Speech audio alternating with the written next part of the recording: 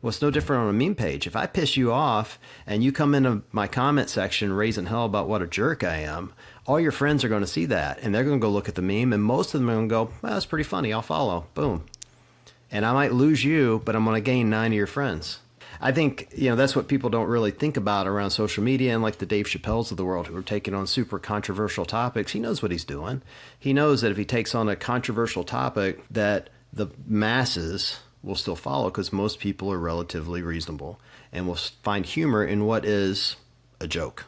And so that's kind of where I've been with it for some time now, of just not worrying about the people that are going to unfollow.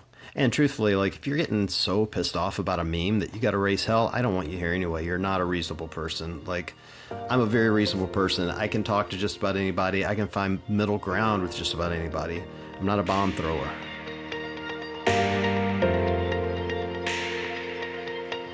What's up, guys? Welcome to the Invictus Mindset Podcast. Today's guest is a CrossFit affiliate owner, a podcast host, a banker, and the undisputed king of CrossFit memes, none other than John Wooley. Welcome to the show, man. Morning, how are you? Awesome. I'm really excited to connect with you today. You've definitely floated to the top of the surface in the CrossFit realm and made some pretty cool things that have grabbed people's attention. So thanks for spending some time with me today. Yeah, of course. I'm very curious as to, the interworkings of your mind.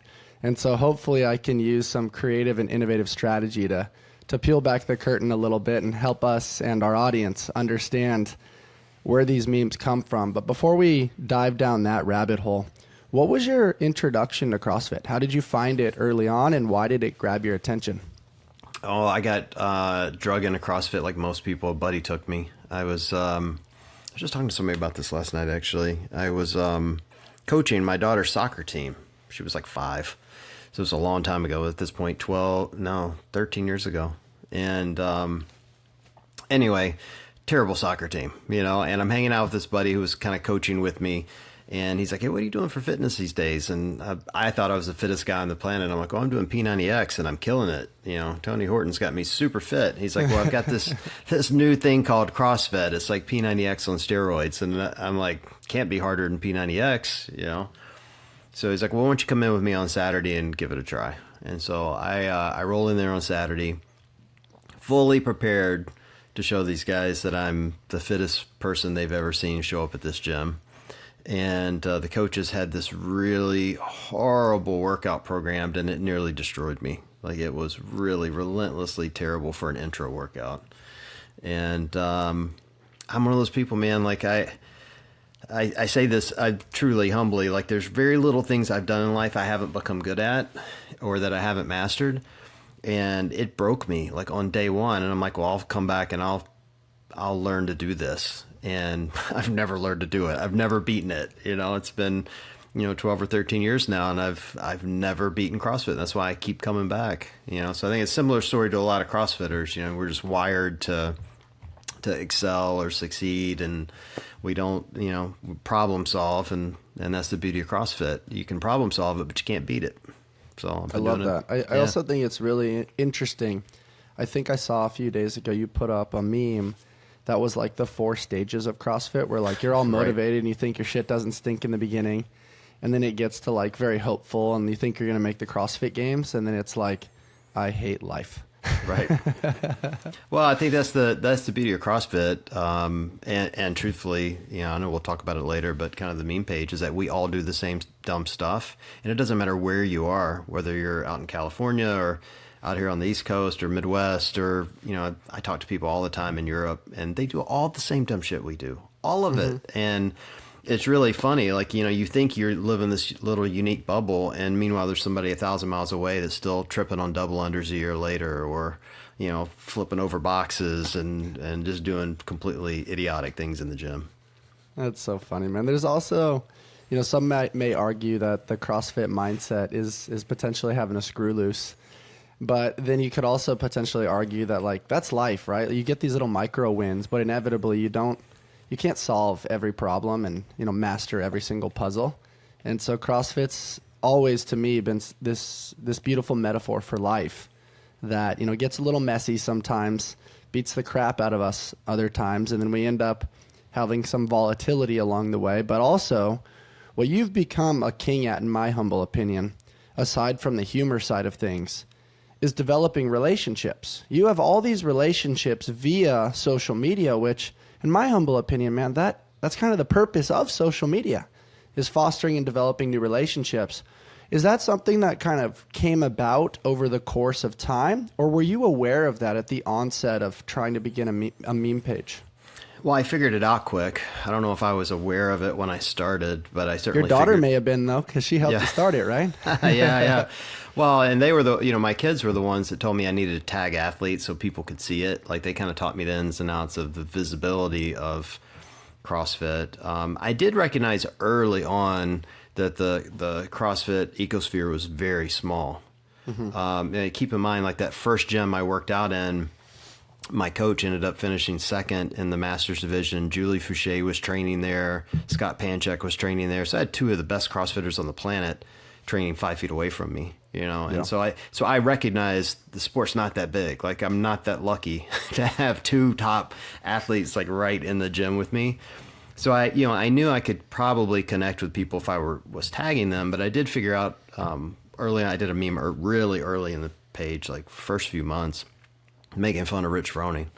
And, at that point, I think he was maybe 2-time champ, but he was still top in the world, And I forget the exact meme, but it was something like a Rich Froning starter pack, and it had a pair of Reebok shoes, and it had some self-tanning cream, and it had wrist wraps and Rogaine, right? Which that was the joke, was the Rogaine. So kind of a mean joke. And he straight up messaged me, and all he said was, "I don't wear wrist wraps." That was it, And it made me laugh so hard. And that's when it occurred to me, I'm like, man, they see these things. Like, they're looking for it. They see the tags. They see the things we're making. And so then I made it a point to not only connect to the athletes when they would message or when I would message them, but I literally answered every DM sent to me for probably the first 3 years. Like, and was a pretty big volume even then. Because I knew, like, the more people you talk to, the more I would learn about the community and the more I would learn about what others were doing. And it really gave me a lot of valuable insight to what was going on in affiliates and people's minds, and, gave me tons of jokes, and people started sending me jokes, and, just kind of snowballed from there. Just adds to the ammo and tools in your toolbox to keep coming out with creative flow. Yeah. At the onset, when you were training at the Panchek's gym for a little bit, what was the original start? I think I heard somewhere that it was a Twitter page. Yeah, so I created this Twitter handle right after Trump won called CrossFit Trump, and I did it to troll the twins. So I was just going to troll Spencer and Saxon, and I didn't even know them at the time, for the record. That's what made this crazy. Like, I knew Scott really well. I'd known Scott for a few years, but I didn't really know Spencer and Saxon. And so I started this page, and I actually went out to Mentality to start training there, and I introduced myself to them, and I told them who I was, and they're like, "Oh my God," and Scott was like, "I knew it. It had to be you," And it was like a dumb thing. Like, I was literally just taking, it was not political, but I would take Trump's tweets, which arguably were kind of bombastic and funny in their own right, and make them about CrossFit. So whatever crazy thing he said, I would flip it and make a CrossFit tweet and put it in, like, kind of his verbiage, because he had a really unique way of speaking, And it was moderately funny, And when I launched the meme page, I used the same name for a while. But, once it took off, I changed the name quickly because I didn't want to get sued by Trump or by CrossFit. So Smart man. Yeah. Yeah, it's interesting, like, hearing some of the story ideation, how everything started. Obviously, the headliner or the title of a page is going to elicit a little bit around thinking it's a political page, but if you actually get in between the weeds, you realize that it wasn't. At what point did you decide to make the rebrand, and what was that transition like for you, especially knowing that this was a little bit more of at least at the beginning, a recreational, fun, creative outlet for you in addition to being a full-time banker? Well, once it took off, I think that number was probably around 10,000 followers, which at the time I thought, all right, it's never going to get any bigger than this. Like, this is it. And that's when I rebranded it. I didn't want it to be this big people thought it was a political page. They saw CrossFit Trump and they assumed I was a Republican or assumed that I was a Trump follower.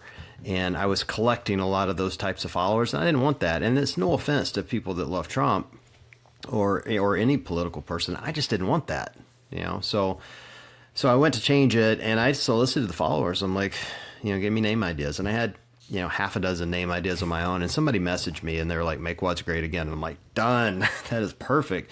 Yeah, because it allowed me to keep... it allowed a couple of things. Number one, the word WODs is very unique and special to CrossFit. It's very CrossFit specific that they don't own the copyright to. So I knew I couldn't get sued, but people would know exactly what it was if they were in that space. It allowed me to keep some history to the page of what I was doing before. And I thought the cleverness of the phrase, like, you can't make a workout great again. Like, they're all terrible, all of them. And so it's a little bit of a joke in the name itself, so I just thought it had so many flavors to it. It's not the perfect name. It's hard to brand. It's hard to put on t-shirts. I've certainly had people, still get pissed at me. I've had people straight up block me because they think it's political. I've had athletes do that actually, it's just, I love it though. I still think it's funny. And now people just, they know it's me. So I think I've kind of gotten past that political part of it, but there's still a little bit of that there. I mean, it's definitely catchy. And the blocking thing is funny to me. I think I read on Morning Chalk Up that Castro blocked you once upon a time, right? Are you still blocked by him? 720 days later. Yep, still blocked. Not that I'm bitter and counting, but yeah. Speaking of that, man, you've been in the CrossFit space for quite some time now. And there's a little bit of volatility within the last few weeks with Justin Berg kind of being removed, and then the integration of Castro. What are your thoughts on that? Obviously, a little bit of meme gold for you behind the scenes. Trident Coffee is sponsoring this episode of the Invictus Mindset Podcast. My guys over at Trident taught me something really important this last year. That we are all a bundle of stories, both good and bad, and everything in between. At Trident, they're storytellers. All of their cold brews remind their customers that they are part of something bigger than themselves. They help create connections through symbology and storytelling that engage their customers on an emotional level, and this distinguishes them from other coffee brands. You can find Trident in Imperial Beach and in Coronado. They offer over 14 plus nitro cold brews along with dairy-free options. You can find the perfect brew and pair it with one of their treats from their keto bakery. All these options will allow you to support your health and fitness journey with Trident Coffee. They're more than just a coffee company. You can check them out over at tridentcoffee.com and use code Invictus20 for 20% off online and in tap rooms. Once again, that's tridentcoffee.com. Use code Invictus20 for 20% off online and in tap rooms. Take your coffee experience to the next level. Two important factors for us over at Invictus Mindset are true care and attention to detail. My friends over at RX Smart Gear have been bringing innovative fitness tools to the market since 2009. From their award-winning Evo speed ropes to their amazing gymnastics grips to their line of inflatable fitness equipment, they're constantly looking to problem solve within the fitness industry. They're always allowing us to have our gear work for us rather than against us. Hop on over to RX Smart Gear and use discount code Invictus Mindset to shop their latest cutting edge gear. Have your gear work with you and not against you. But as far as like your honest thoughts, being an affiliate owner and kind of observationally watching what's going to happen in the sport, what are your thoughts on that? Oh, I had so many thoughts on this. Well, first of all, it should be important to note that I'm not a huge follower of the sport. Like, I'm not one of those CrossFitters that's just dying to go watch people do thrusters. It's not my thing. It never has been. I'm more into the community and the affiliate side of it. But I watch like everybody else. And, if I were to critique it, I would say, number one, CrossFit's got to get some consistency. And this is another example of inconsistency. It's just another change. Now, we're going back to Dave, and I have nothing but respect for Dave Castro. I mean, the dude is a great programmer. I don't know him personally, but by people I know that know him love him. And, they say he's of high character and, hard worker. Every time I've crossed paths with him, he's been awesome. He stopped by the West Coast semifinal a few weeks ago, or I guess a month or so ago, and spent some time chopping it up with us. And just a stand-up guy. Really, I'm excited to see what's to come. And, I have nothing but great things to say about him. Yeah, and that's what I've heard. He's scared of memes, obviously, but that's fine. Like, he doesn't want to follow me. That honestly doesn't hurt my feelings. I get that. Probably my only critique that I didn't like when he was running the games before was that you had to go to his page to get content on the games. And as someone in business, that feels weird. It feels weird to have someone that's at a director level or just an employee level producing self-content that's disseminated for the entire business when it should be coming from the CrossFit Games site or coming from CrossFit themselves through press releases and official posts, and so that felt a little weird. So I hope that doesn't come back, but who knows? It's none of it affects me. I'd just like to see them be more consistent and provide a better fan experience. I think that's how they're going to grow the sport, if they can provide a consistent fan experience and not change rules every 30 days and make sure they're giving a consistent experience to the athletes and so on and so forth. It'll be much better. So I'm not super worried about it. I love that you pointed out the rule changes. Some of that stuff is quite frankly really tough, especially being a former professional athlete and then high level in the sport. The constant change of sport, if you were to relate that to basketball, it's not like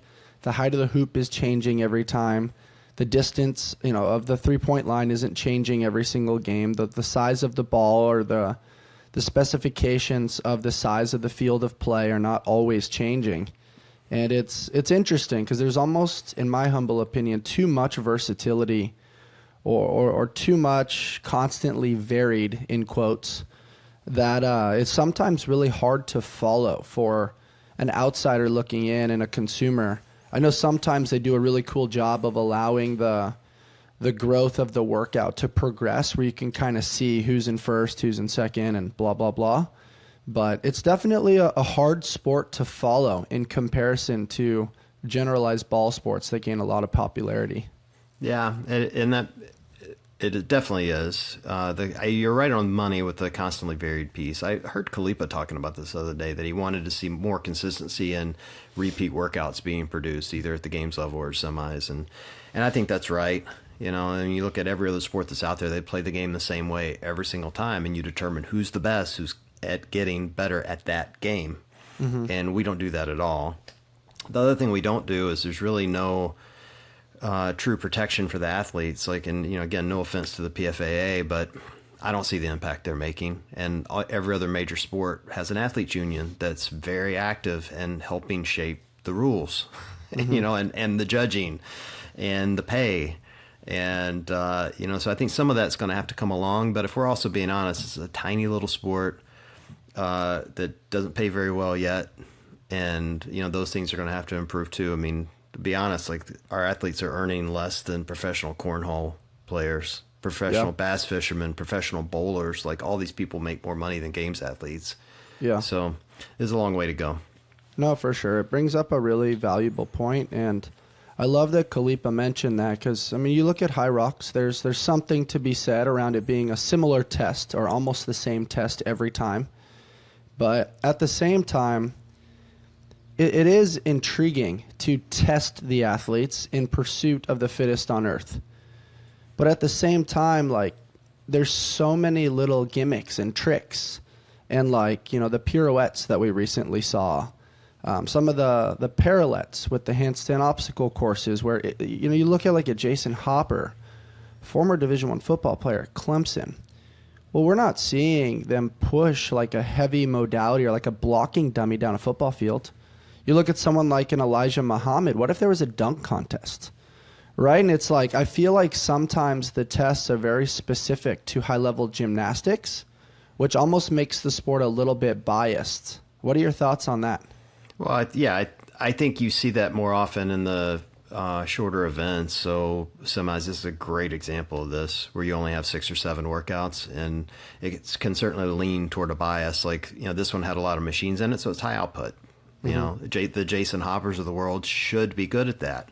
They should be better on a runner and a ski erg and a bike, and moving sandbags and what those workouts look like. And if they're getting punished on, toes to bar and the rope climbs, it's probably not going to hurt them so much, because the biggest parts of the workouts are high output, and these are high output guys, and women too, obviously. Totally. They get exposed at the games though, where you're going for 4 or 5 days and you've got 20 events, and you can make it more varied. So I don't know. It's absolutely not a perfect system. I think if you could get more consistency, like I would personally like to see more traditional CrossFit workouts at semis. No, I definitely echo that, and I think Kalipa's onto something too. When you look too at some of the most notable events, they're really simple modalities. I think as a fan of the sport, I really love seeing like the true grunt work ethic of like Rebecca Fusile carrying a sandbag. That was really tough, but also a very simple and relatable modality. Some of the other things that I think are really fun to watch are different forms of sled pushes, sled pulls. Burpees over an object is always very cool, and it's relatable that other people can then cater and do those things at their gym. Very similar to if you see a professional athlete do something on TV, or like going to the park and trying to emulate that with your friends. It's tough to kind of emulate some of the more complex things, but also the simple things seem to gain the most notoriety and go a little bit more viral on social because they're repeatable and relatable. And also probably make for great memes for you too. Well, look, the beauty of CrossFit, the beauty of it, and the beauty of competing is that it's very similar to golf and tennis. What the professionals do, we can also do. So as just an average Joe, I can go get my clubs, go out to a golf course and play 18 holes and have the same excitement or frustration that a pro can have, but I'm not going to be anywhere on their level unless I put in a tremendous amount of work. CrossFit's the same thing. We all do Fran, we all do Murph, we all do all these hero WODs and benchmark workouts.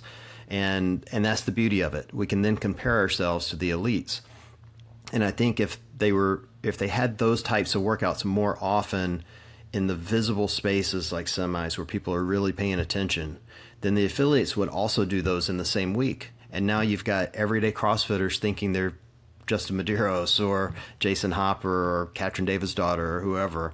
They're doing the same stuff. And then they are getting excited about the games. The problem was this year the workouts were so complex and kind of borderline ridiculous at times that the average person can't do them. Like, who out here can do legless rope climbs into reverse handstand push-ups, into handstand walk with pirouettes in the middle?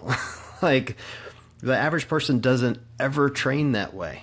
I can't do 3 of those movements personally, and I've been doing this for a decade. So I have no comparison or no engagement with that. It's not relatable to me. Mm-hmm. And I think that's what they're missing from a games or from the competition side, is they have to continue to make it relatable to the everyday member, and the everyday member will start watching. But until they do that, they're going to tune out. Yeah, that's very well said. How has your brain and your perception of the sport shifted or evolved a little bit since becoming an affiliate owner? I don't know if shifted or evolved at all, to be honest. I mean, I've wanted to own an affiliate for a while. I mean, obviously, I've been in the space. I got really lucky with the partners that I have and the gym that I kind of fell into, or that I was able to buy into. I've always had the mindset that an affiliate's about community and helping people fix their health long term. That's it. Like, we're not building competitors, we're building health. And, so that mindset has always stayed the same. My mindset as an owner now is, how can I improve equipment? How can I improve cleanliness? How can I improve experience? How can I improve fun, community, like all of those things? How can I improve coaching? Here's one thing that has changed. I was kind of looking at it this week, and I still need to talk to my partners about this. I'm beginning to believe that coaching in a lot of gyms that I either drop into, and sometimes even mine, is not about coaching, it's about facilitating. meaning they come in and they say, all right, here's the workout for the day. Everybody got to go do it. And then they just kind of watch the class, you know, and it defeats the purpose of what we're trying to do. Like, you should be continually trying to improve athletes. And I was in a class this week, and the coach came over, started coaching me mid workout, and I hated it, but I loved it.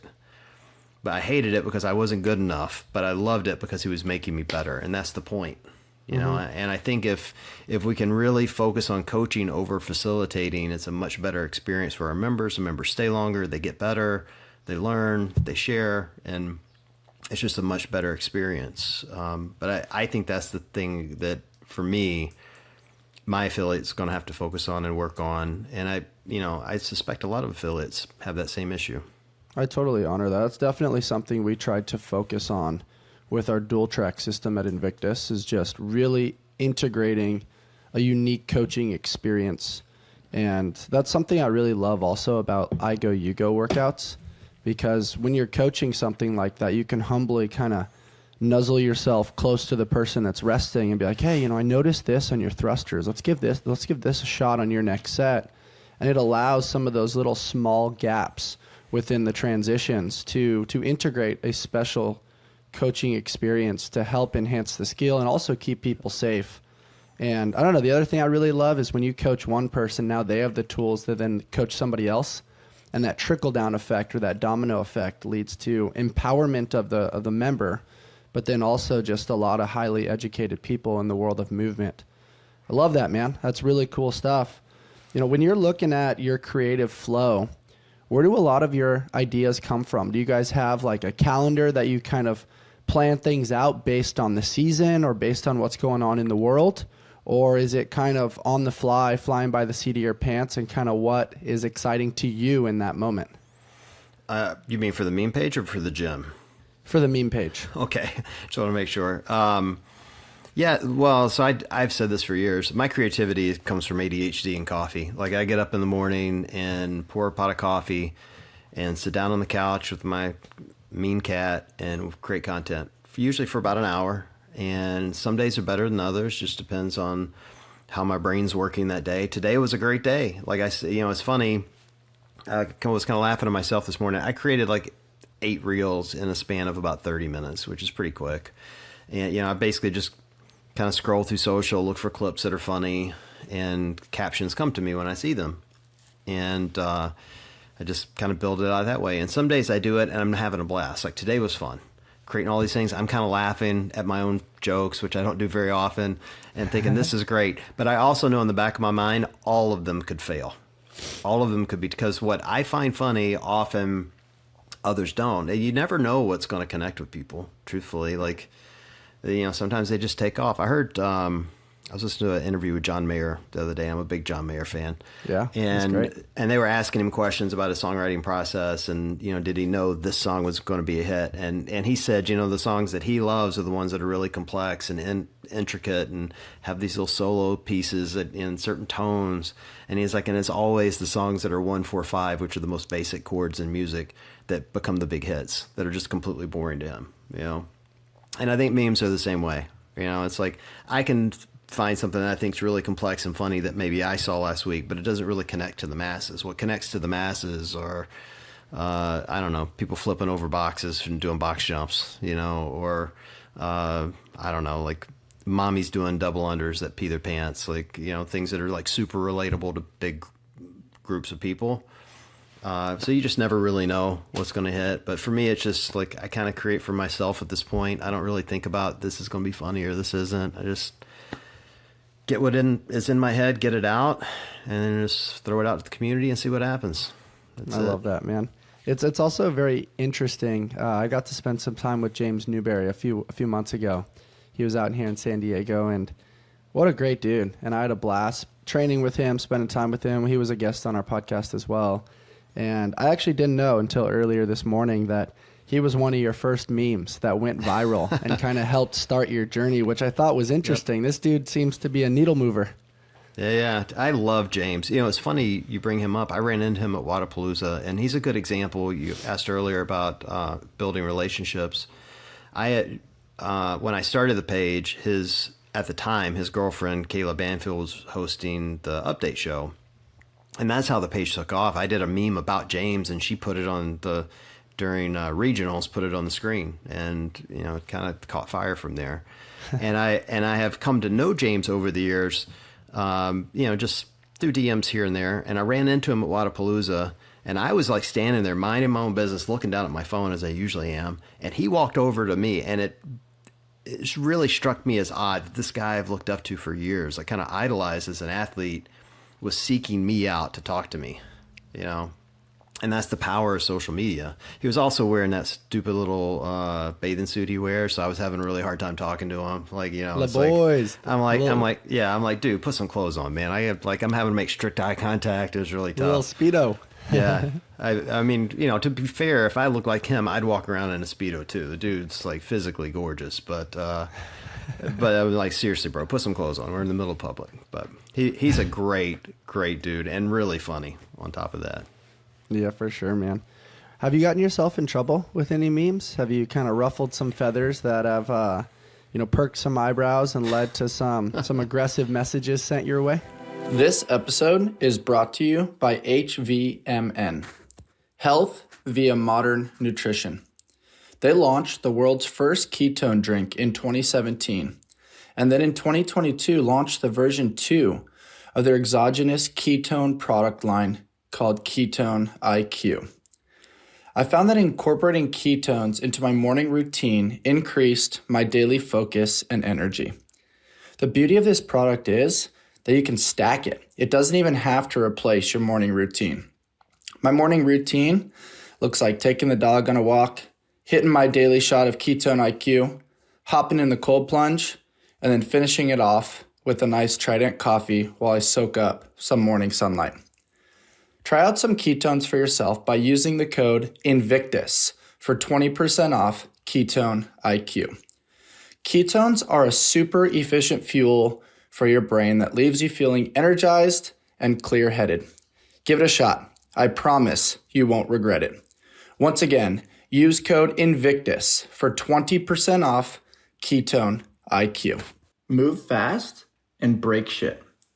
This is one of the core values at LSKD and something that we fully resonate with here at the Invictus Mindset Podcast. LSKD develops functional sportswear with a streetwear aesthetic that's on a mission to inspire you to chase the vibe through sport, fitness, and adventure. Through my experiences with LSKD products and their team members, I have found a brand that I can call home that keeps me performing at my highest level through fitness and business.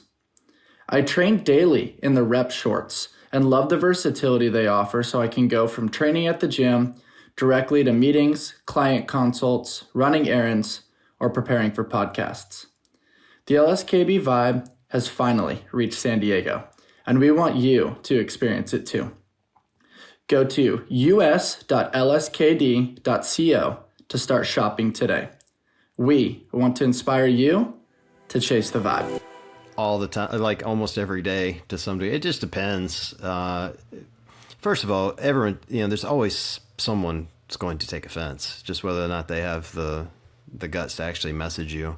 I rarely get in trouble with athletes because I think by and large, I try to be pretty nice. And I don't pick on people. I certainly don't intentionally be mean to people ever. Like that's a rule for me. I have like this little set of rules I use, and that's one of them. Don't sexualize athletes. That's another one, or anyone for that matter. So I try to keep it in the road, but yeah, I mean, I talk about controversial topics. I'll, talk about charity work or political issues or whatever, and people will get all riled up and start messaging and DMing me and raising hell. And it's like, I don't know. I got pretty thick skin at this point. I can keep it together. I had a rough time with it there. After a couple of years, it was getting to me, but I've kind of moved on from that. So, yeah, comedy is an interesting one because it allows you to do the dance with certain controversial topics and, simultaneously express like, hey, these may or may not be my views. I just think it's funny to talk about, and it's relatively uncomfortable, and people just avoid it. And I'm going to tickle that a little bit and see who can laugh about it and who gets offended by it. And sometimes in the words of some comedians, people getting offended is actually funny. And it is interesting. I mean, I'm a big fan of Kevin Hart and, watching Matt Rife recently and Dave Chappelle.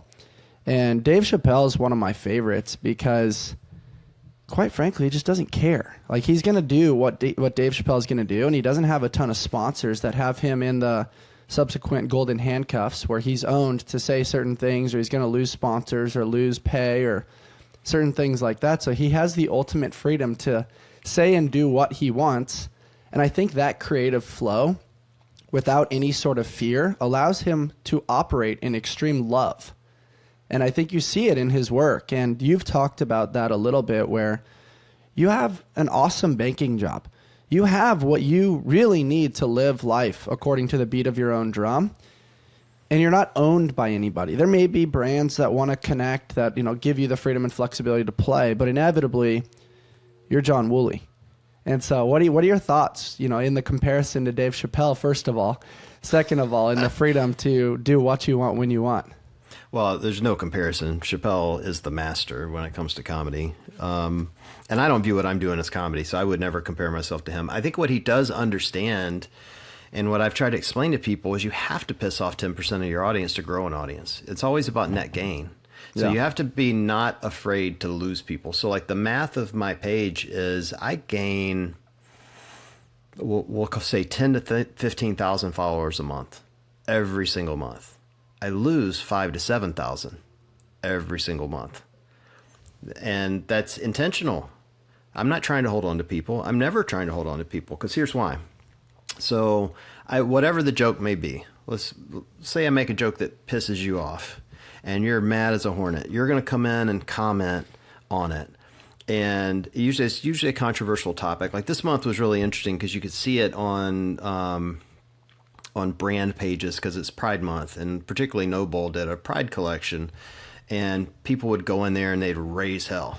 And I'm sitting there reading and going, man, you guys have no idea what you're doing. You're helping No Bull more than you're hurting, and here's why. So you go in and comment, now you're driving engagement. And so the algorithm goes, all right, this guy wants to engage in this, so we're going to send it to all of his friends.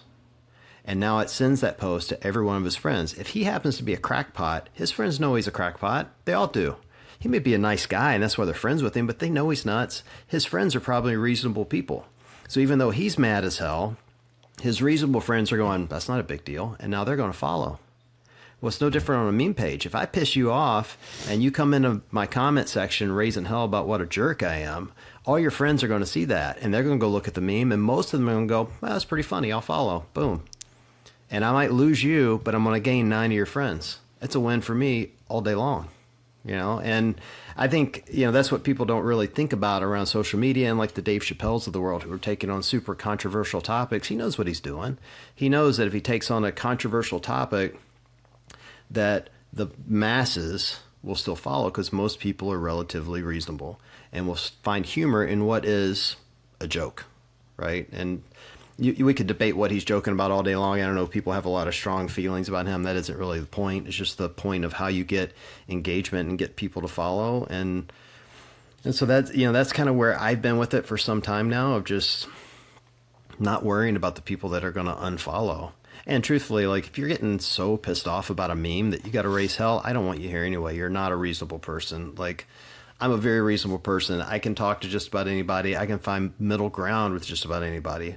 I'm not a bomb thrower, but. And that's what I think is fun about the space, is like not only the higher education that is required to be well versed and understand what's going on in the world in certain political topics or controversial topics or things that are popping all over the news, but simultaneously being able to have the emotional wherewithal and staying relatively even keel to logically have healthy debates. And sometimes there's humor or satire kind of thrown within those debates, but understanding that, hey man, you and I can disagree and I still respect you. And that's totally cool. And finding that middle ground is a place that I wish more people entertained, because this probably isn't fair, and this line might get me in trouble, but I think it's funny when people get upset in the midst of a debate. And that's probably because in basketball, I got cussed out so many times and like developed this little smirk on my face when the coach would get so upset over something that quite frankly wasn't that important. And so what are your thoughts on that when you're kind of playing ping pong back and forth over maybe a controversial topic and you see people starting to get upset a little bit? It almost makes you want to make another meme.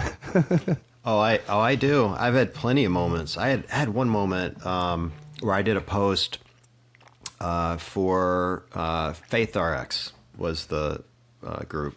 It was on Easter. Did a happy Easter post, and people came in the comments mad as hell that how dare I, share anything about Christianity on my personal page, And so I took the whole day and did nothing but Christian CrossFit memes the whole day. And they were the goofiest thing. And it turns out I have kind of a knack for it, for whatever that's worth. It was really funny.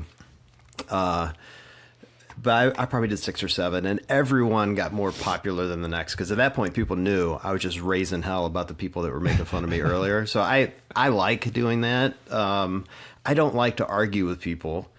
I will occasionally debate with people that I think are being unrealistic. Like I had one the other day, a guy DM'd me. It was in the DM, so nobody really saw it, but I'd done this podcast with Rob Kearney, who is the strong coach for Hard Work Pays Off. Great dude. Oh, yeah. And Yeah. he's the only openly out strong man. And somebody came into my DMs, and I knew it would happen. They're like, this is all well and good, but, and when there's a but, you're always about to get slammed. They're like, I don't want drag queens in schools. I'm like, first of all, Rob's not a drag queen. Secondly, we never talked about drag queens in schools. Why is this your argument? And so then he literally sends me this, it was like a paragraph and a half. It was so long about drag queens in schools. And so finally I messaged her back. I'm like, hey, listen, I got a kid. I got 2 kids, but the youngest is going to school to be a school teacher. She's been in school for 13, 14 years now, her whole life, or most of her life. And she's going to be a school teacher. You know what I don't worry about happening to her in school? I don't worry about drag queens coming into her class. I've never worried about that in 14 years. I do worry about people coming in there with guns.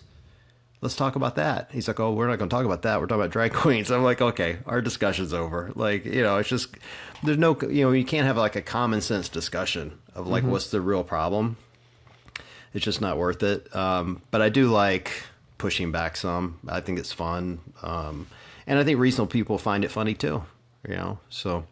It doesn't happen that often these days, though. I think I try to keep it middle of the road as much as I can and create as little drama for myself as possible because the drama can be a little stressful. For sure. And humor is just it's a universal language. No matter how many people may dislike something, laughter is like a common way to connect.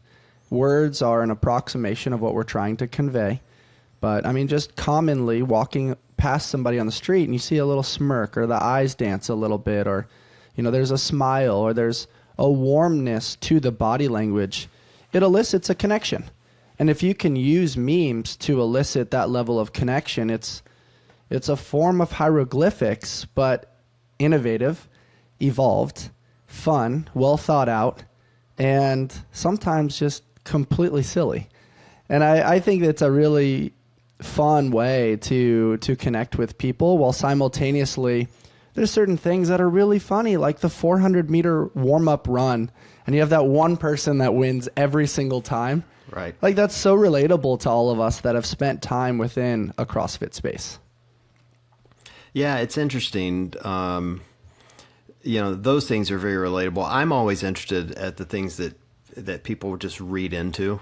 I'll create something simple like that, and all of a sudden, somebody comes in with a paragraph in the comment section about how this person winning the warm up is really hurting the rest of their workout, and they're taking it so seriously. And finally, I'm like, sir, this is a Wendy's, all right? Like, can you just settle down?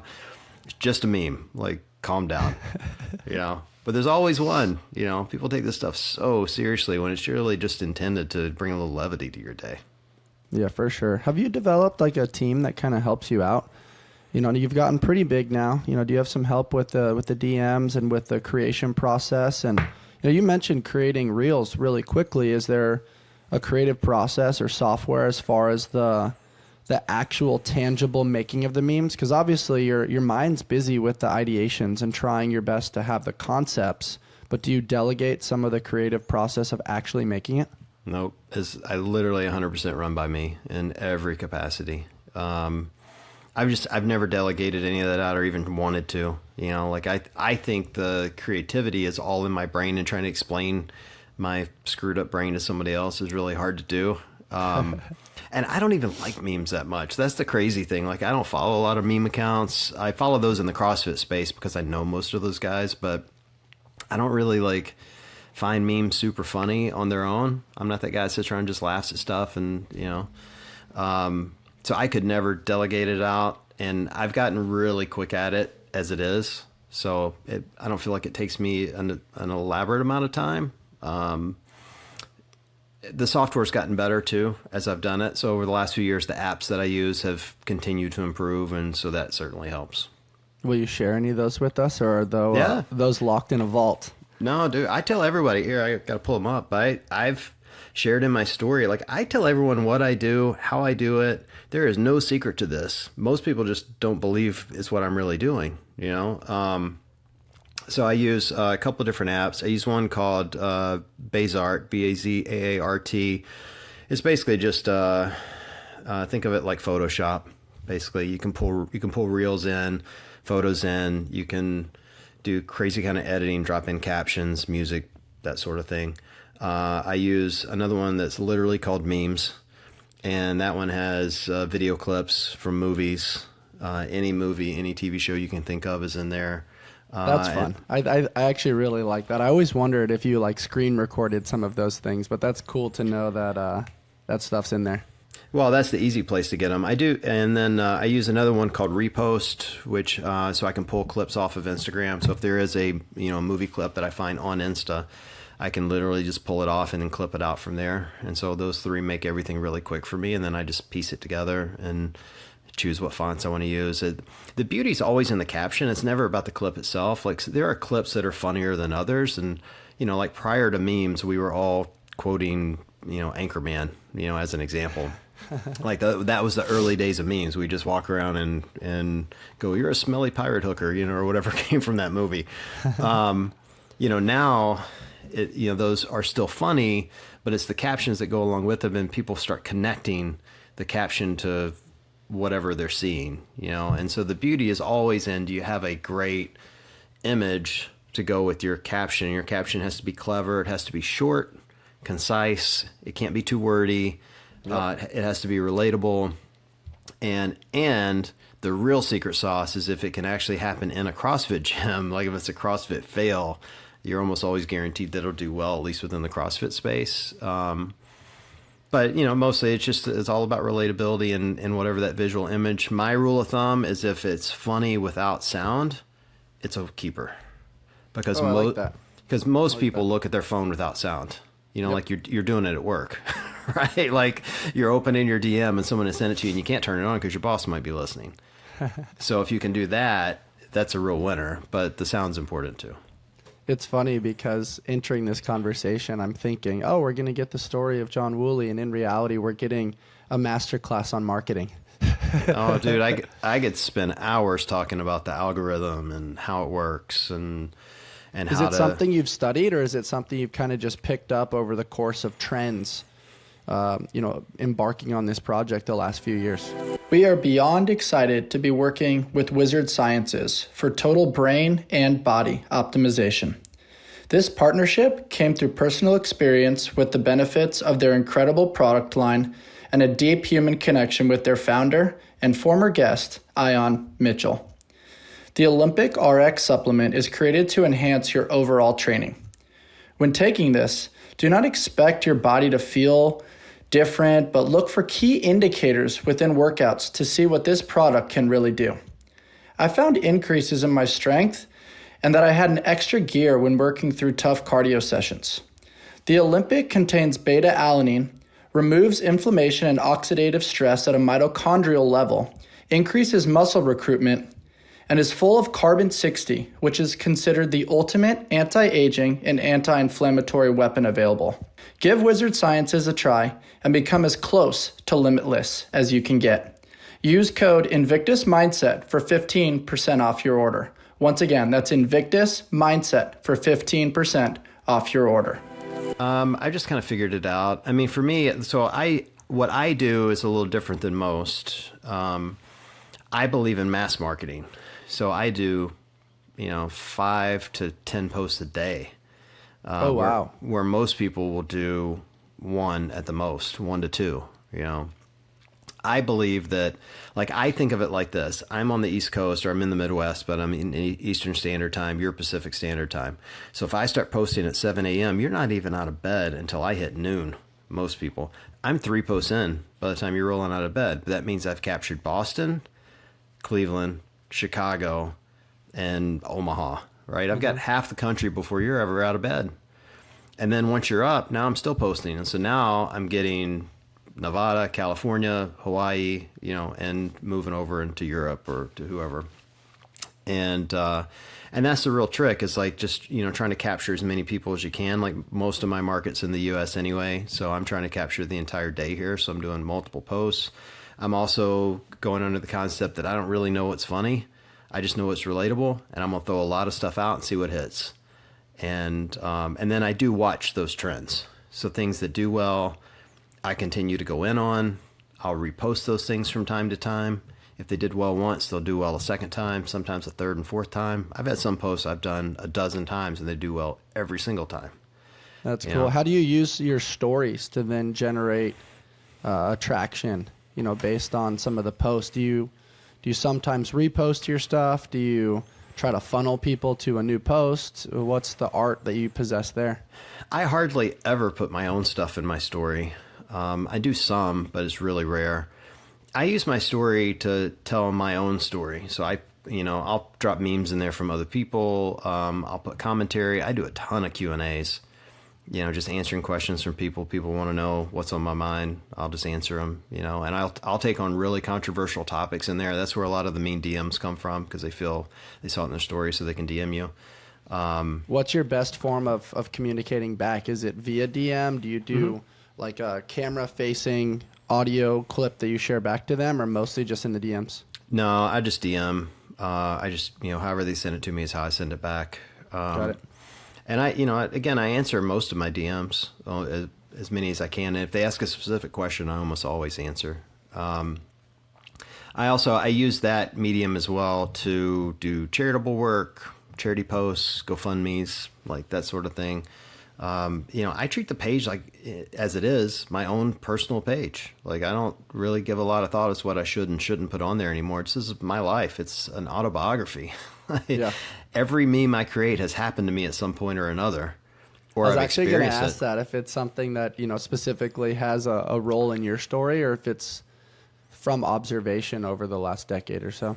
Yeah, both, all the above. I can't tell you, every time I'm in the gym, I learn something new about people. I had a partner workout this weekend, and I was, I partner with this woman who I know, but I've never worked out with her before, and she's short, like a lot of CrossFitters, and I'm tall.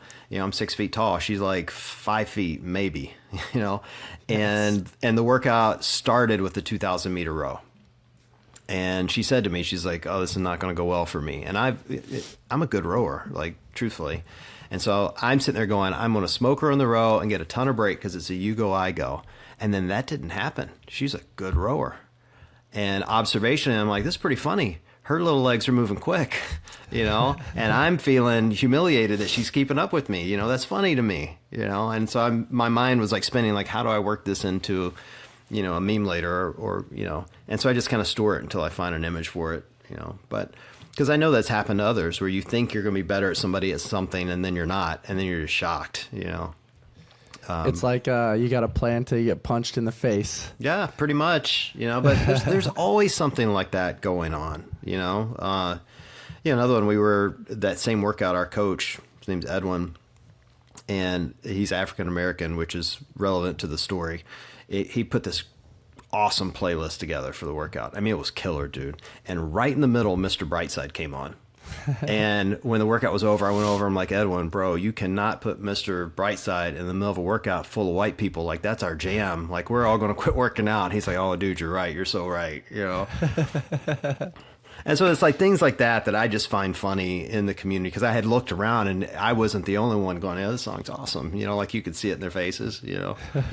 So it's just like, I don't know, the longer you're in the community, if you have an observational mind like I do, you start picking up on those things and seeing it. And if you can relate it over to, jokes, all the better. But that's an example of stuff I would put in my story or on the page because I experience it, Yeah. and if people don't relate to it, okay, it's still my page. So do what I want.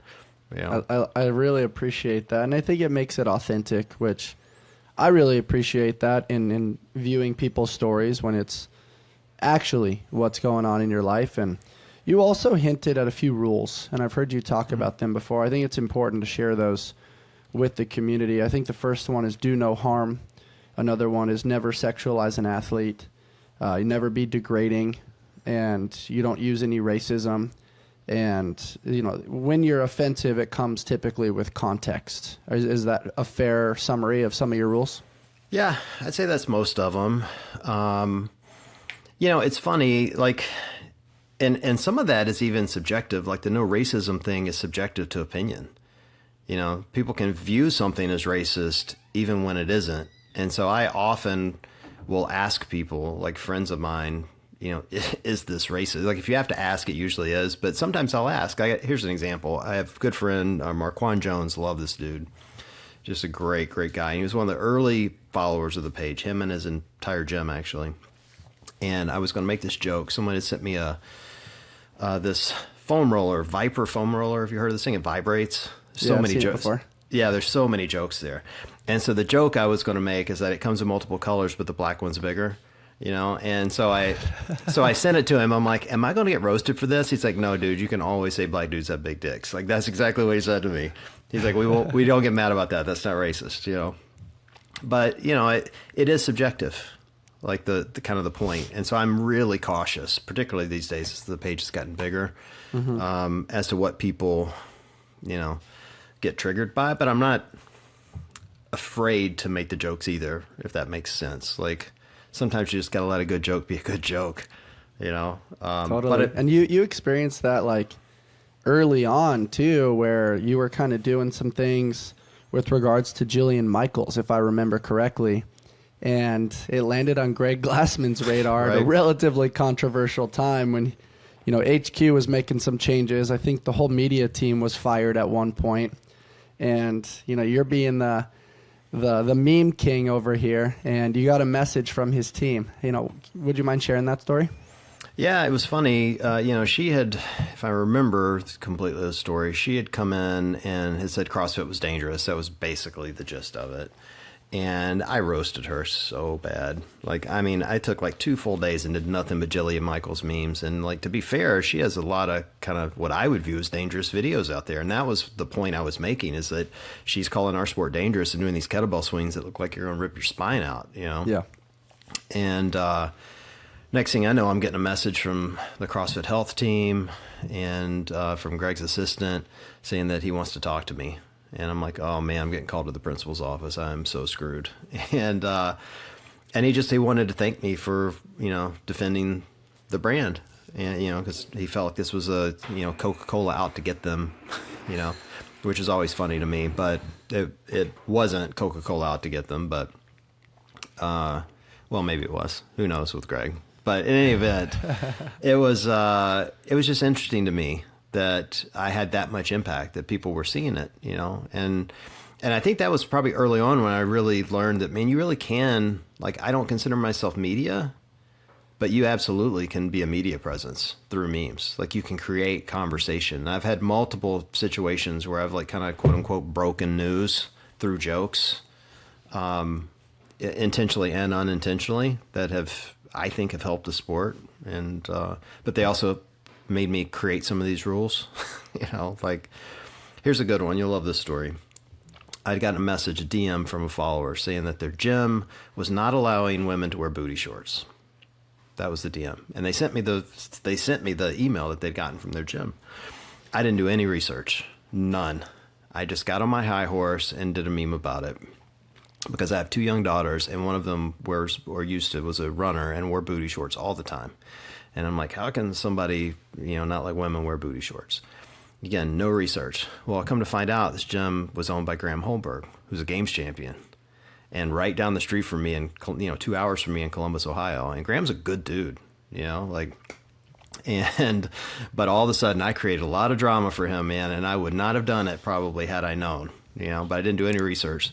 So that's where I was like, all right, it's a little bigger. This page is getting bigger than has more visibility, more reach than even I recognize. And maybe I need to move a little slower, ask a few more questions, dig into some stuff. Probably still would have done the joke, but I would have been prepared for the backlash that came with it, as opposed to what happened, which was another 1,000 DMs coming my way and morning chalk up, picking up the story and everything else. With fame comes a responsibility a little bit. And it's cool that you've, taken a step back and gathered context and recognized that a little bit. It comes with probably quite a bit of maturity as well. But I also think that the world that we live in definitely lives in the realm of just the notable title. And I can't help but think about, do you connect with Josh Pert at all, the fluffy duck? So Josh and I became friends early on. Okay. He's the godfather. You keep calling me the king of memes. He's the godfather of memes. He was the first real, that had any kind of real reach. When I started, if I remember right, he had 60,000 followers or something when I started. And when I overtook him, of course I DM'd him the second it happened. When I got to 60,001, I'm like, yo, bro, you're old news, And I still occasionally will just DM him with my follower count and just compare it next to his just to piss him off. But I talked to him yesterday. He's a great dude. Super funny. You mentioned the booty shorts, though. The video that he made that had me cracking up is this current theme of people wearing the really short booty shorts and then a massive T-shirt. Right. And then all of a sudden it's the song of pretty girls walk like this. Right. This. And then he flips around and the big ass T-shirt's tucked into the top of the booty shorts, so the butt's just hanging out. And the way he presented that was quite comedic to me. I think I've probably seen Josh's butt cheeks more than my own. That's how often he posts his own butt on his page. He loves that humor, and God bless him. No one's getting that on my page. Not gonna no one needs to see that. Was that a humble pursuit of trying to get him sponsored by Le Boys with James Newberry to rock the Speedo? Maybe. I think he would love that. He would love someone to sponsor him to walk around in very little clothing. That's his thing. That's awesome, man. You're not just the meme guy. You got a little dance in the podcast space. And I think it was previously Make Pods Great Again. And I guess you guys transitioned it to kettlebells and cocktails. You both like to work out. You both like to drink a little bit. Who's your partner in crime in that arena? And I'd love to hear a little bit about your lenses on the podcast space.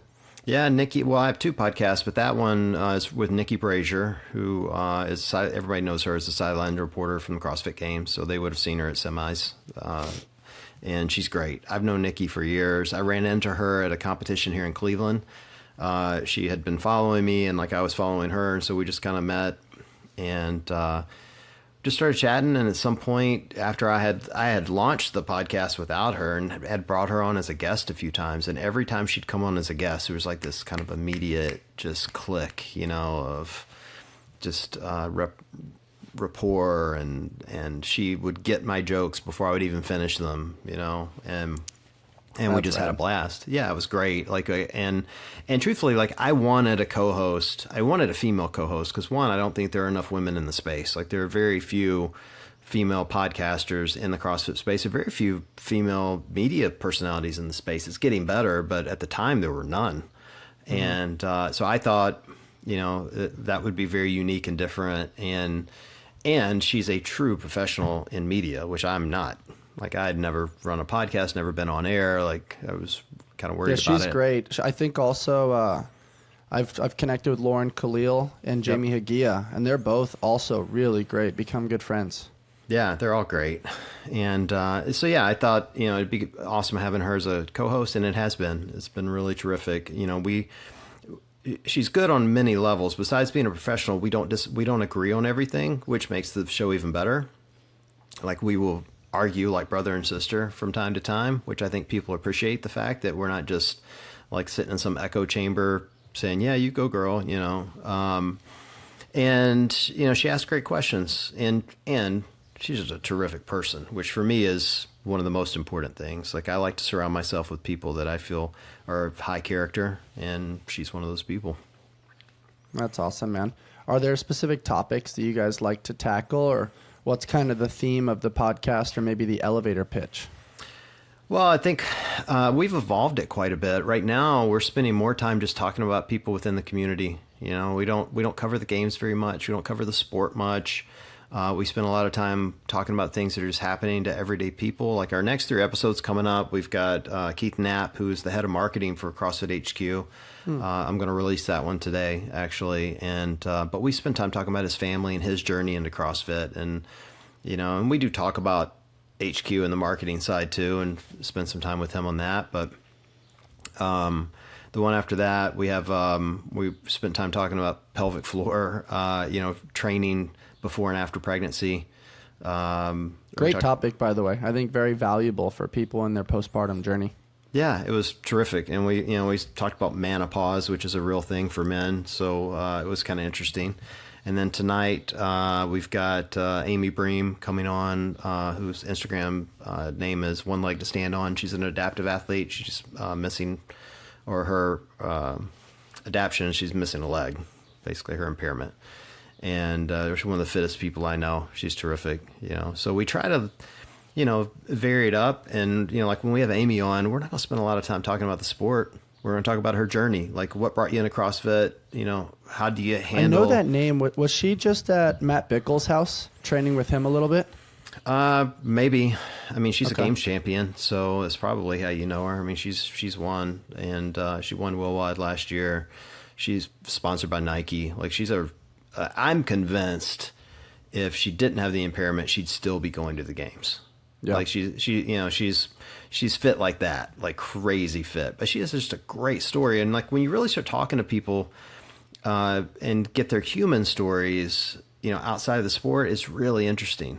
Like, people just think, oh, well, they're great athletes, so we're going to get their secrets to how fast they do thrusters. And you talk to her, and she's talking about body image issues and insecurities and the day-to-day things that we take for granted that she has to deal with. It's really eye-opening. And for me, that's the fun part of the podcast is we're not spending time talking about how fast can, Medeiros do Fran. Like, I don't care. It's fast. It's real fast. Who gives a shit? Yeah. Like, that's what really makes my eyebrows perk a little bit too in the CrossFit space is you verbalized it very well, which is the human component and why people are the way they are. We chatted briefly about it offline, but that's the beauty within the sport, right? Is not just the relatability and the relationships, but also the vulnerability.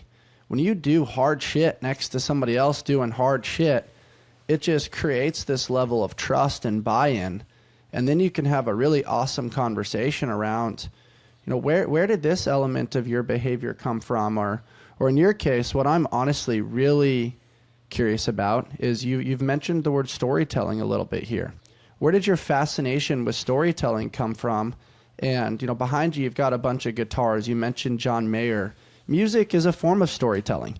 Memes seem to be a form of storytelling. This episode is brought to you by Mush.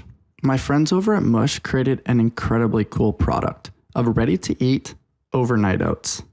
And for those of you that listen to the podcast often, simplicity is the ultimate sophistication. And Mush has done just that, as their products have no more than 7 clean ingredients that are dairy-free, gluten-free, with no added sugar. Mush started right here at Invictus, as they had a vision to create convenient, healthy, and clean nutrition. And this landed them on Shark Tank, where the famous Mark Cuban invested in them. Now they're found in retailers all over the country, including Costco, Sprouts, Target, and Whole Foods. Check out my friends over at www.eatmush.com. Podcasting is a form of storytelling. In some ways, John, in my lenses, you're a storyteller. Where did that fascination come from? I don't know if it's a fascination necessarily, just maybe the way I was raised. My dad's a storyteller. Like, he's one of those guys that, as long as I can remember, He has the most amazing memory and can tell you every little nuance of how he grew up in rural Mississippi as a young boy and all his relatives and family members and all the crazy things they did in those days. And it's like super vivid, you know, and I used to love to hear those things from him. I love to listen to others do that. I really love, though, to hear people that I look up to and learn about their personal life, because you often see them and you create an image in your mind of what they're like, and then when you find out they're totally different, it's a much different experience for you. Sometimes that's a bad thing, for the record. Like, I've certainly had moments where I've had people I've idolized in the sport, and then I get to know them and go, oh, they're kind of a jerk, you know? Yeah. What do they say? Be careful getting to know your heroes. Yeah. You know, but then like I've made some of these really close friendships. Like Danny Spiegel is a good example of one. People famously know that, you know, Danny and I and Nikki are all really good friends. And she's a person, like, if you just looked at her on the surface, you'd go, man, crazy confident, super fit, you know, doesn't care what other people think. So you really know her.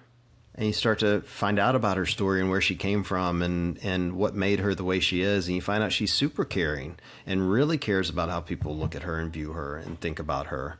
And that other stuff's true, too. It can be both, you know. That's a great line right there. I think sometimes the human mind partitions it, right? This either or, controversial, volatile, two ends of the spectrum. But I love that you said it can be both. It really can. Yeah, well, I get accused of that all the time. It was funny. I got in a kind of I'll call it an online argument. Somebody called me woke for like the millionth time. And what does that mean to you, though? I have no idea. I think it means, I know what they think it means. I know what I think it means. I think people, you know, when people call you woke, it's a kind of a low brow or low intelligence way of saying you're super liberal, right? That's it. Like, it's the lowest hanging fruit you can get. Like, you haven't really done your research, so I'm just going to call you woke. I don't really know how you are. I just know you're left of me, so I'm going to call you woke. Like, that's what it is to me. It's interesting, too, because I don't know, I'm one of those people that doesn't really label things as good or bad. They just are. And for whatever reason, the word woke comes, at least the tone at which it's conveyed, comes off as almost condescending.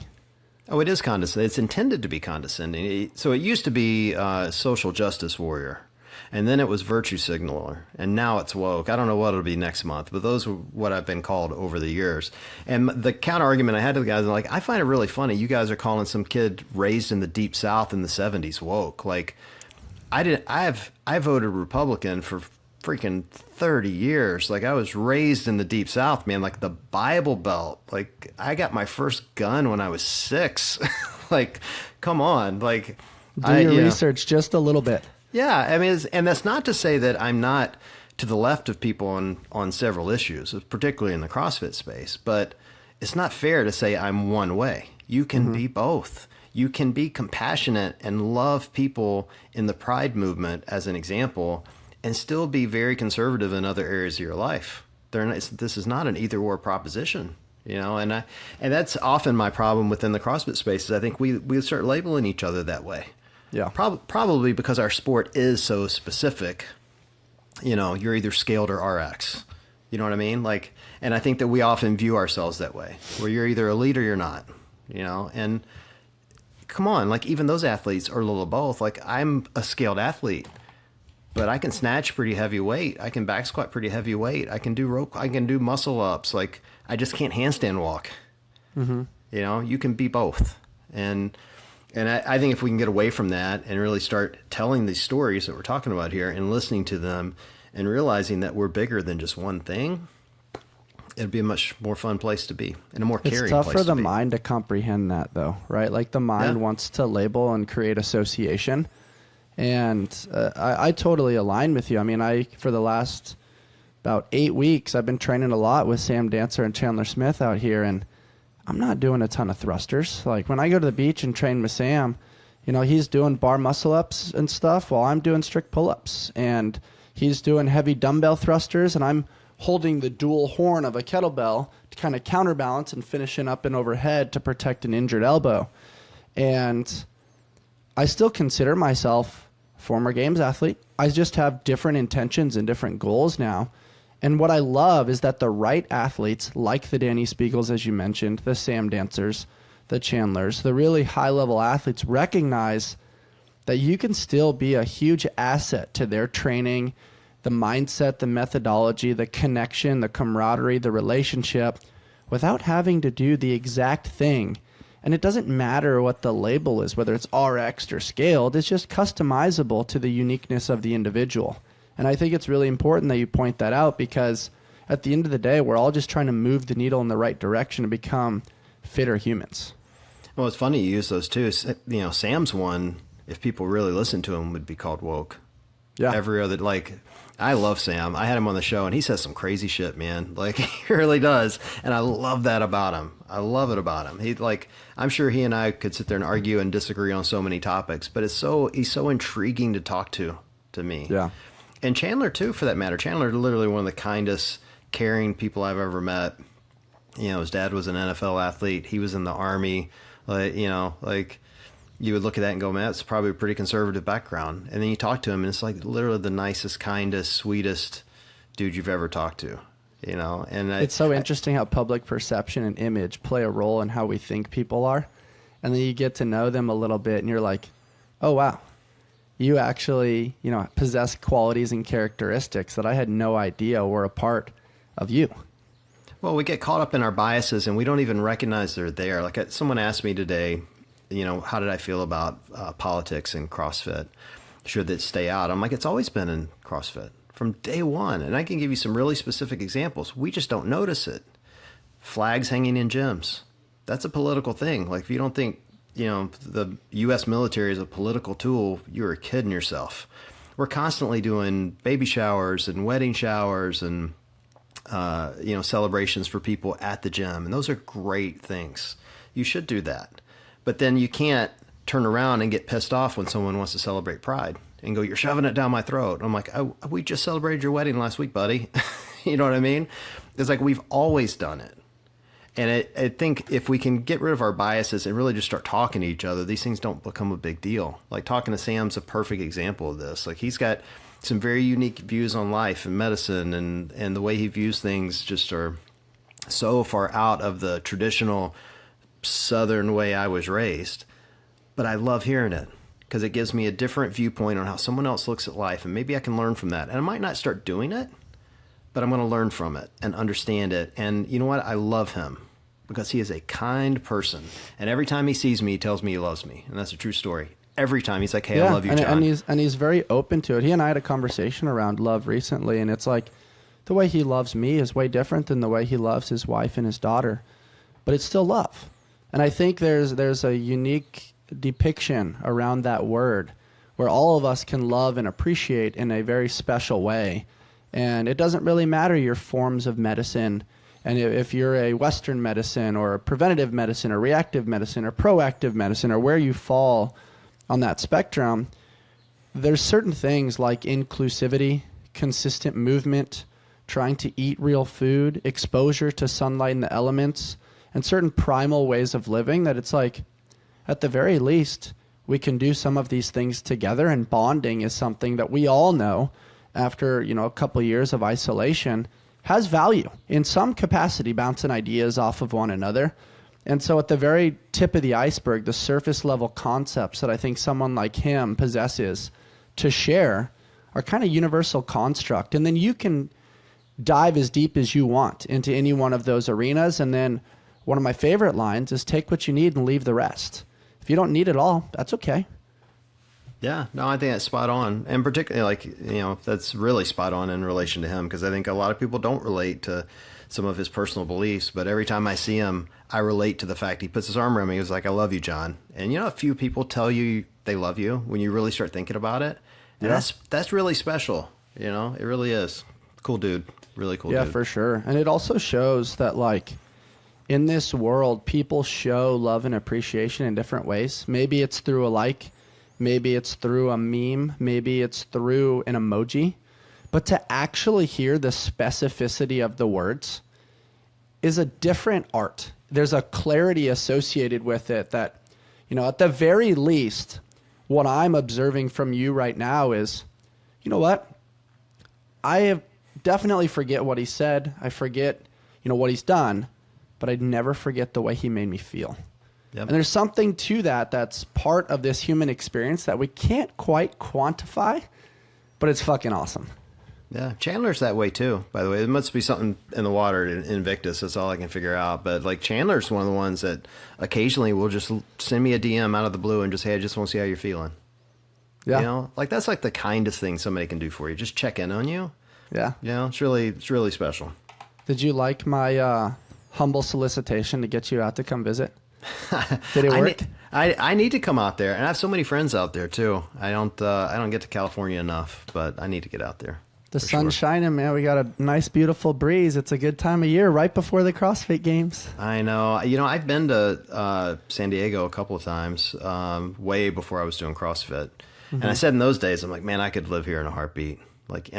But, you know, that's the home of Assault Bike. And I'm not sure I want to be that close to Assault Bike. It's just too close in proximity. What are your thoughts on the new Pro ones that came out? They're a little bit heavier, seem a little bit closer to the Echo bike. Love them, hate them, like most Assault products. I mean, full disclosure, like Tracy, who is the owner of Assault Bike, is good. She's a good friend. And she's given me an Assault bike. She gave me an Assault rower. Like, she's given me some gear. So, you know, you could say I'm in cahoots when I say this, but I rode one at semis. It's got 2 belts instead of 1. So it's a little smoother and different than the Echo. It still sucks. Like, it's still really hard. And it's quieter. And for me, that's the big difference. Is like, those things are loud. Like, I have one in my basement, and whenever I use it, I'm like, it's too loud. Like, I can't listen to my music, you know. So I like the quieter nature of it, and I like the belt drive. Just the smoothness of it's nice. I think it'll do well. They're coming up with some innovative products, so they do good work. Yeah, it's cool stuff, man. As you reflect on your CrossFit journey and your experience within the space, are there any notable moments that pop to the surface for you that you're like, man, that was a really, really special time within the CrossFit aura? Oh, there's so many. I mean, it's all kind of run in cycles. You know, my first few years in an affiliate were really special because I was making friendships. I'd just come off a divorce and kind of in an unhappy part of my life, and I created so many friendships and that have lasted to this day. You know, still very close with that group. And I was showing up at 5 a.m. like a savage. Like 5 a.m. is just cut different. And so that little era was very special. When the game started to take off, like 2012 regionals is when things started streaming and started to get big. And I knew I'd met Scott, and so I was kind of getting a firsthand glimpse at someone coming up through the sport. And so that was really special for me. Probably meeting Glassman was obviously a big one because it launched the podcast and made the page, you know, kind of take off to some degree.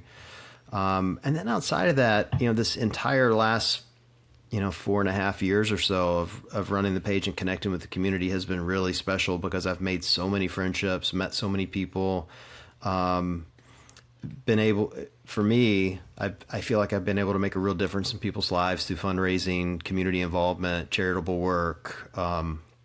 That part has been incredibly special. And, you know, just some of the messages that come from that of people saying, hey, you really changed my life in XYZ, you know, whatever it may be. And that's not just financial. It's like, you know, kind of sharing my own emotional journey and, you know, battling with ADHD and depression and anxiety and stuff, and other people messaging going, man, thank you for that, you know, and being able to make a positive change in people's lives. Life has been just, you know, really rewarding and unique and something that I never expected to happen. That's special, man.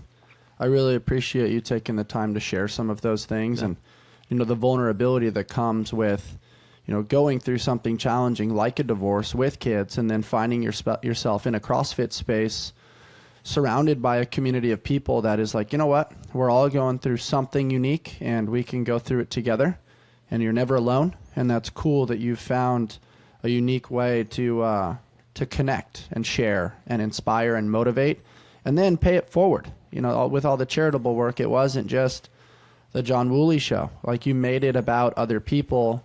And I think that's one of the greatest things we can do as humans is serve and help the next generation.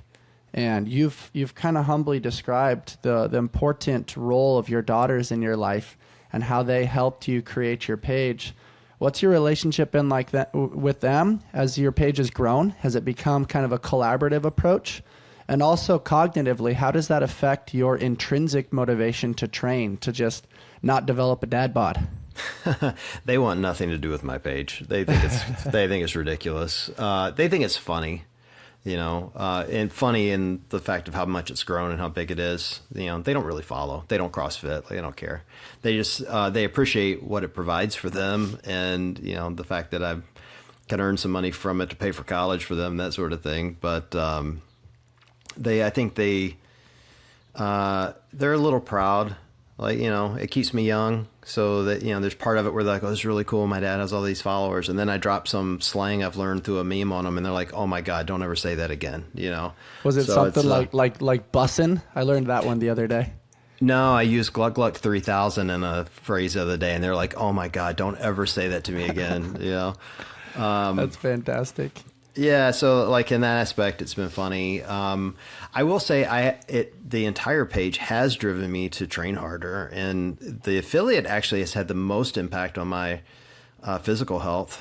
Owning an affiliate, I'm very fortunate. My co-owners, Tom and Jen. Tom is actually my primary care physician, and Jen, who has been the primary owner of Sugar and Falls CrossFit for 8 years now. Has a business she owns with him that's a nutrition business.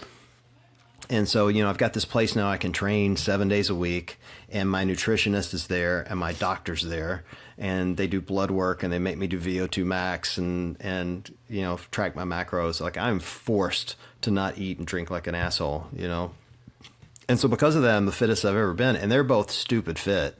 So I'm just trying to keep up with them, and so now I'm surrounded by all my coaches and my partners who are all fitter than me, and there's the visibility of these 500,000 some odd followers that I know are watching me. I don't want to be like this, to your point, a dad bod guy out here talking about CrossFit and then not looking fit, And so I like that. Otherwise, they're gonna make memes of you, man.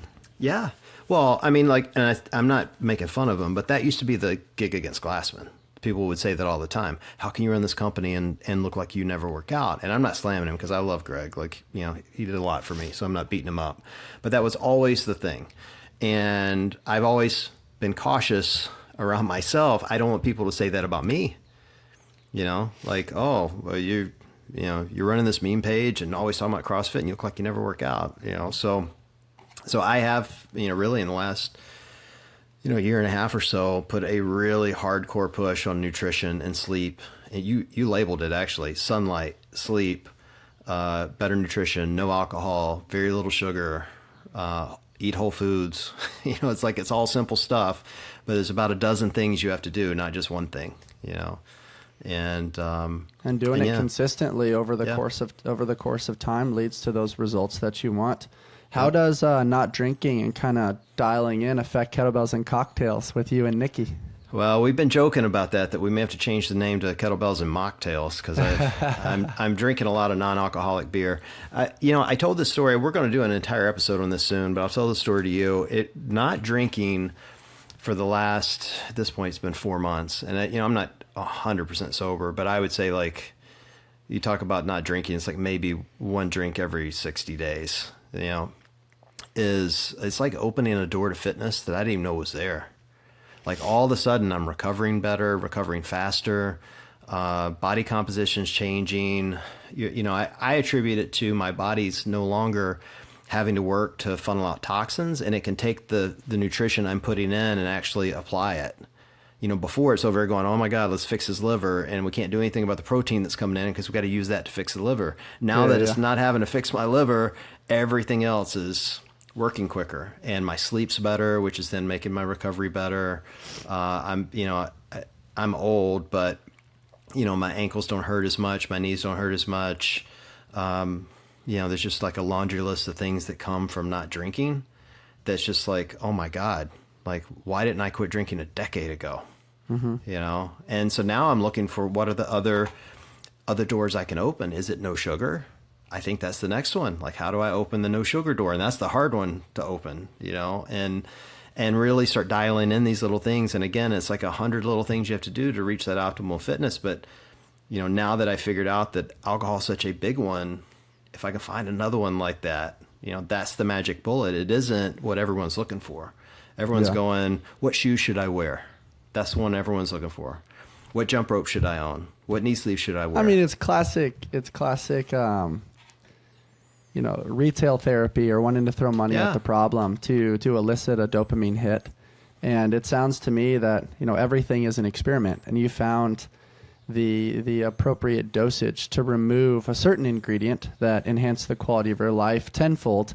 And now you're on a tour and a journey to share that with others because you want them to experience the same benefits, which is very special and very courageous and honorable of you.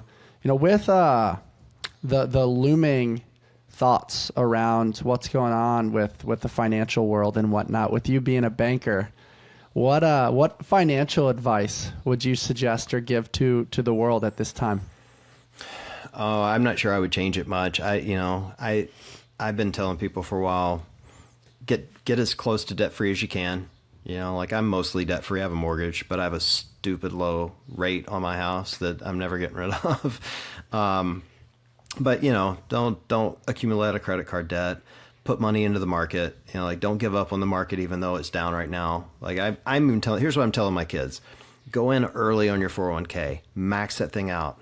Go in as early as you can. Put in as much as you can, and let time be your biggest advantage here. You won't see it in 5 years, but I promise you, 20 years from now, you're going to look back and go, "Holy crap! I have a lot of money in this account."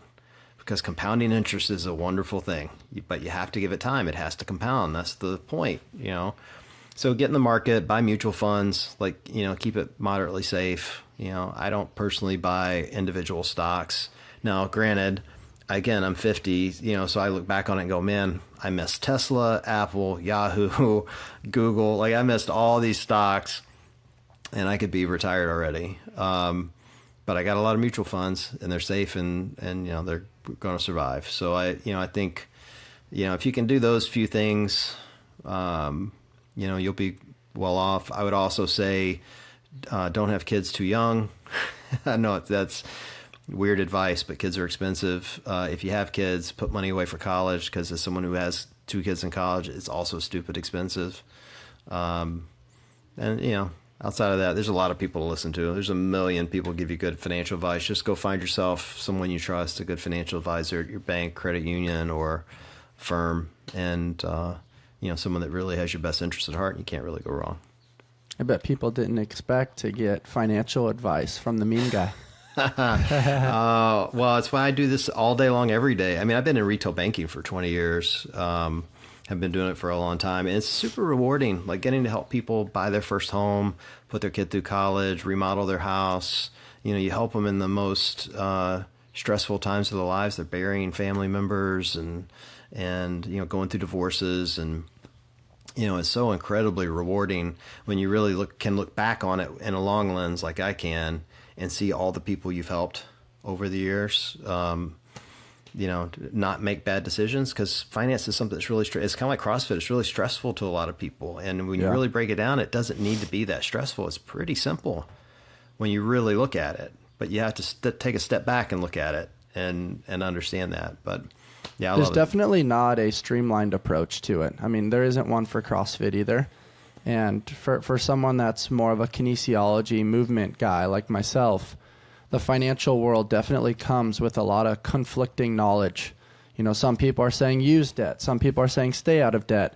It's kind of similar to all the different nutrition advice that a lot of people give out there. And so I think the different marketing schemes and conflicting knowledge that's tossed around from some reputable sources. I mean, there was a long time there where Jamie Dimon from JP Morgan was saying, buy all the cryptocurrency, and then all of a sudden saying not to buy all the cryptocurrency. And now we're looking at what's happened with cryptocurrency.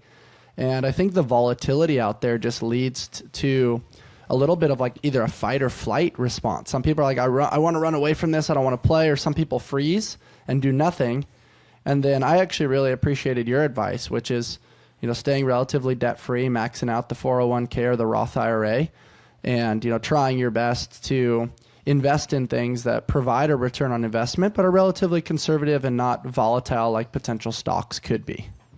Yeah, you can. And look, you're right. It is a lot like nutrition. It's not one size fits all. Like this house I'm in is a great example of this. When I bought this place, I bought it through JP Morgan Chase. I was working for Chase at the time. And I got it at when the rate was absolute lowest. So I think my rate's like 3%, maybe a little less than 3. And I got 1% cash back, which is nuts, right? Like, you're an idiot to not do that mortgage. And the house was in foreclosure when I bought it, and it was in great shape. So I had immediate equity. So that's an example of how you can use debt to your advantage. So I actually made money in the house the day I moved in. Even though I had debt, I could turn around and flip it if I needed to and make money. That's okay debt to have, right? Now, if you go out and have a credit card and you go buy 1,000 pair of CrossFit shoes, that's not very good debt, because those things depreciate the second you put them on your feet or the second they hit your house, right? So you have to, kind of balance out what you're buying. If you're buying, cars are another good example. Like, I just bought a Jeep. Jeeps hold their value. That's not terrible debt to have, because I can turn around and sell it a year from now for what I paid for it. Mm-hmm. But if I went out and, bought a different car, brand new off the lot, it's probably going to depreciate quite a bit, and I'm going to lose that money, and that's not great debt. So you have to, kind of balance out, why you're taking the debt. If you're taking it, how much is your payment, and can you apply the rest of the money that you're not paying to, kind of out earn what you're spending? Like, there's a lot of things to think about, but it's definitely not one size fits all. Think you'll ever make like a side hustle financial account to give advice to young and upcoming people looking to learn the financial market? I don't see myself doing that, and I guess maybe I could, but I don't. I got too many side hustles as it is. I got like 6 jobs. Like, I can barely manage my life now. The interworkings of your mind are quite fascinating. It was really awesome talking with you today, John. And as we kind of wrap things up, I've got a little bit of curiosity around, people either make time for their health and fitness now, or they get stuck into the rat race pursuing this money game of capitalism, and inevitably end up spending money on the back end to reclaim their health. I probably bastardized that quote in some capacity, but you get the gist. Yep. What are your thoughts on that, and what advice would you give people to really capitalize on their health now and allow it to be a vessel in pursuit of their peak expression in this short life that we live? Well, there's no amount of money that you shouldn't spend to make your health better. You should spend as much as it takes. That's my opinion. Now, I don't think you have to spend a lot of money, but I don't think you should be afraid to. I got in a debate with somebody this week about that. They're like, CrossFit's too expensive. I'm like, what's too expensive? It's like $5 to $20 a session, depending on where you live and how much the gym is. And you're telling me $20 a session for personalized coaching and nutrition advice and mobility isn't worth living to be 90 and being independent when you're 90? Like, that's what we're all trying to strive for. Like, it isn't, can I live to be 90? A lot of people live to be 90. A lot of those people are in wheelchairs. I don't want to be in a wheelchair. Quality of life depreciates a ton after 70 for most. Yeah. Oh, yeah. Absolutely. I want to be that guy I want to be that guy that lives to 90 and then dies immediately. But when I turn 90, I'm still walking around and driving myself and picking up my own groceries and doing my own work. Like, that's what you're working for. And if I didn't find fitness till I was 30. And it took me a long time to recover. I had like 30 years of basic sedentary lifestyle like everybody else, watching TV and hanging out. And, I do a little sports here and there, but nothing big. It's taken me a decade or so to get fit to where I'm going, all right, I feel like now I've got longevity. I've made it, So get in as early as you can. The earlier you can get in, it's just like the market, the better off you're going to be in your later years. I mean, there's study after study on this, that people that start fitness when they're young, it's so much better for them down the road. Like, but it's never too late to start, ever. I think we all know that. So yeah, for me, there's nothing greater than investing in your fitness. And I make this choice often of, do I want to spend more time at work or more time on fitness? I hope my boss doesn't hear this, but I spend more time on fitness than work, because it means more to me. And if I had to choose between taking a promotion at work and being fitter, I'll take being fitter, because you're not taking that money with you. My kids can earn their own money. I'm going to leave them plenty, but you can't take it with you. You can't. And what you are taking with you the whole way is how you feel. And so I don't know, man, like for me, it's always about that. And it's why I'm passionate about owning the affiliate, because I want the people in my affiliate to live healthy, productive lives, to pick up their grandchildren and their great-grandchildren, and to be around for each other and to enjoy the life they have, not in a wheelchair, feeling like crap every day. Yeah, totally. You can't take money with you, but you can take how you feel and the memories that you build along the way and your impact that you have on others in the next generation. Yep. John, it was a pleasure chatting with you today. You've got a world of knowledge. It was fun peeling back the layers and getting to know you personally and all the humor behind Make WODs Great Again. Where can people find you, man? Well, Instagram, Make WODs Great Again. Same on Facebook. On Twitter, it's MWGA_official, because they don't let you use all those letters. And then I've got the 2 podcasts, Kettlebells and Cocktails, and with Nikki Brazier, and Scale and Bale with Ben Jaworski. You can find those on any platform that's out there, both podcast platforms and YouTube. Very cool, man. Will you be heading out to Madison to check out the CrossFit Games here in about a month? Oh, of course. Yeah. Got it. That's the one event I don't miss every single year, so I'll be there. That's awesome, man. Hopefully we can cross paths, share a good hug and a laugh, and I look forward to it, man. Sounds For those good. of you watching or listening on Spotify or Apple, if you enjoyed my conversation with John Wooley today, the founder of Make WODs Great Again, please rate, review, subscribe, and share with your friends. And as always, stay on the hunt for who you've not yet become. Till next time, guys. We are beyond excited to be working with Wizard Sciences for total brain and body optimization. This partnership came through personal experience with the benefits of their incredible product line and a deep human connection with their founder and former guest, Ion Mitchell. I also love the Neural RX, which I take before every podcast. Some of the benefits I experience when taking the Neural are enhanced memory and focus, supercharged learning and knowledge absorption, along with enhanced creativity and innovation. Break free from mental blocks, tap into your imagination, and watch your creativity soar to new heights. Give Wizard Sciences a try and become as close to limitless as you can get. Use code Invictus Mindset for 15% off your order. Once again, that's Invictus Mindset for 15% off your order. Are you over 35 and in need of a solid training program? Are you looking to improve your athleticism and keep up with the younger athletes in your CrossFit gym? Then look no further than our Invictus Masters program.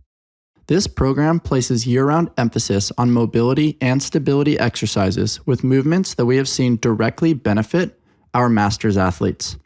Our program is led by Nicole DeHart and offers a training program designed specifically for Masters athletes who are looking to compete at a higher level in the sport of CrossFit. Some of our top Masters athletes in the world train with us, including CrossFit Games champion Kevin Kester, Matt Beals, and Pat Sprague. You can learn more about their stories and the Invictus Masters program by checking out their episodes right here on the Invictus Mindset Podcast. If you'd like more information about the current training cycle or to join the Invictus Masters program, please email Nicole at invictusathlete.com. That's NICHOLE at invictusathlete.com.